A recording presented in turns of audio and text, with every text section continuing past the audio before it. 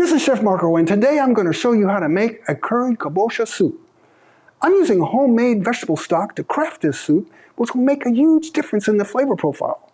If you cook at home and save your kitchen scraps, you might be surprised at how quickly they accumulate. I'll provide info on building a vegetable stock in the recipe link, which will completely eclipse any store-bought variety. This is a kabocha squash, and I'll be the first to admit it can be difficult to break down. Let me show you one way to approach this task.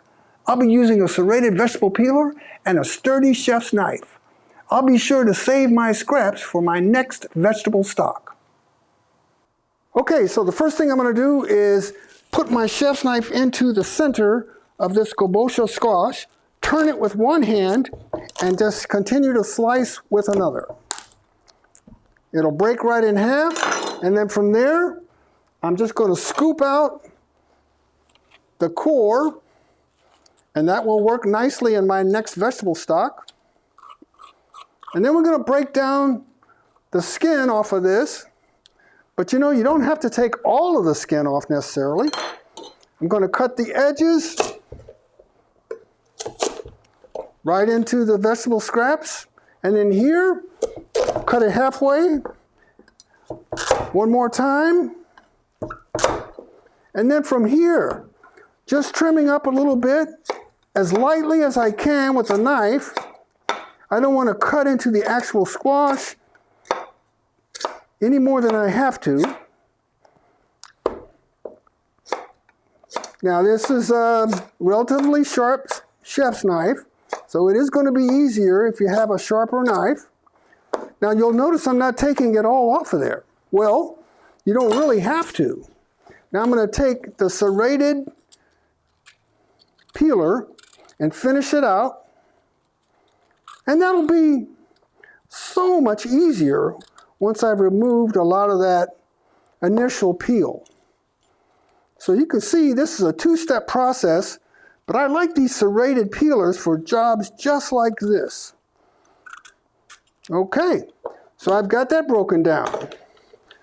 Now I'm going to just cut out somewhat uniform pieces. They don't have to be perfectly the same. Cut that in half. Keep going with chunks that are similar in size.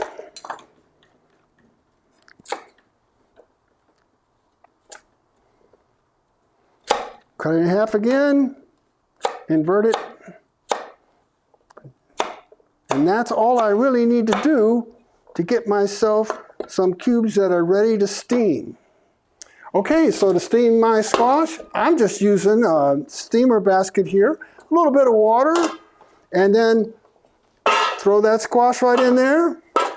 Take about 7 to 10 minutes, and you got some soft pieces that you can put right inside that soup. Okay, I'm going to put in a little bit of olive oil here, and then we're going to sweat some onions. Yeah, baby. So, let those onions sweat for just a minute or so. And then we're going to drop in some more ingredients. I got some fresh celery. Celery is so underrated. I use it every chance I get. Then we're going to do some leeks. Yeah, I'm going to do some leeks right there. Now, leeks are a little more fragile, so you wouldn't want to put those in first for sure. Now, letting those sweat, I'm going to continue to build. I've got some fresh ginger, some garlic, some fresh turmeric, some curry, a little bit of salt and pepper, and we'll get that going. And you will notice the aromas building very quickly. Now, after this, I can start to deglaze with my vegetable stock. So in the vegetable stock goes, along with some homemade coconut milk. Now, we're going to cook that down for about 5 minutes, and then we're going to finish out our soup with some of these other ingredients.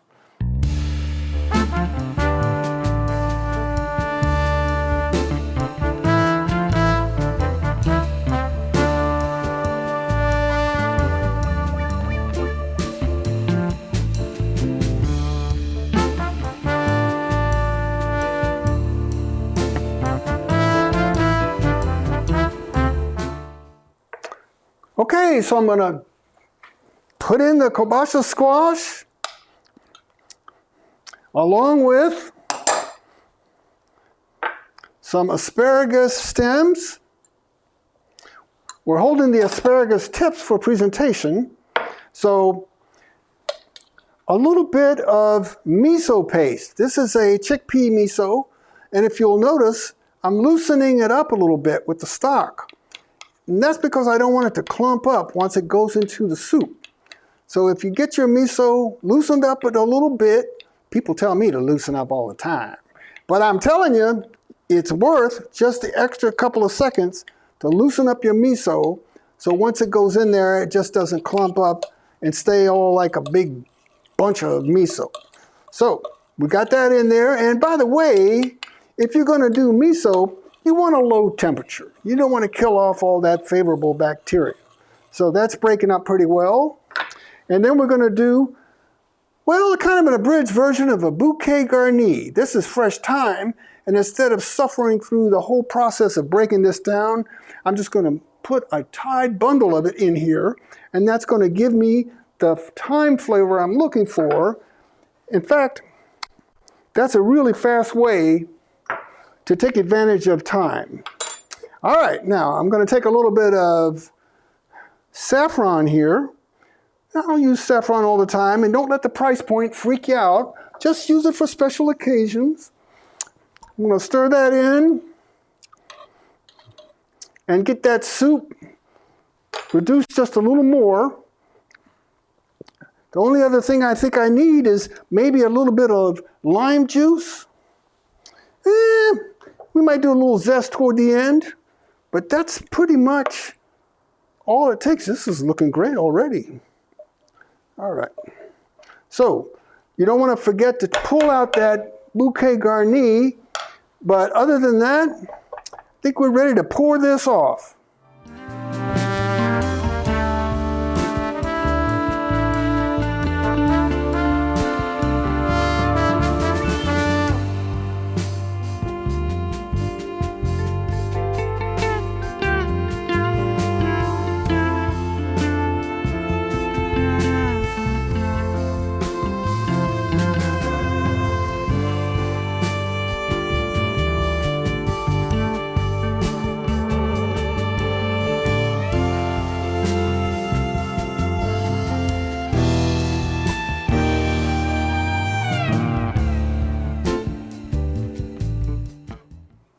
Now to present our soup, I'm going to take some walnut pieces and start dropping those in here just for a little added flavor and presentation. And then I'm going to do some asparagus tips. I'm going to just lay them right in there randomly. And in addition to the asparagus, I'm going to do some rose petals. These are dehydrated rose petals, and they'll soften up a little bit with the soup's broth.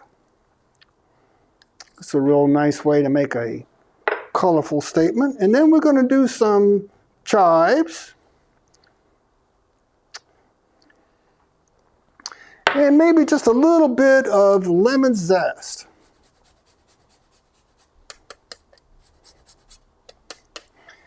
And that right there is a beautiful looking curried kabocha soup.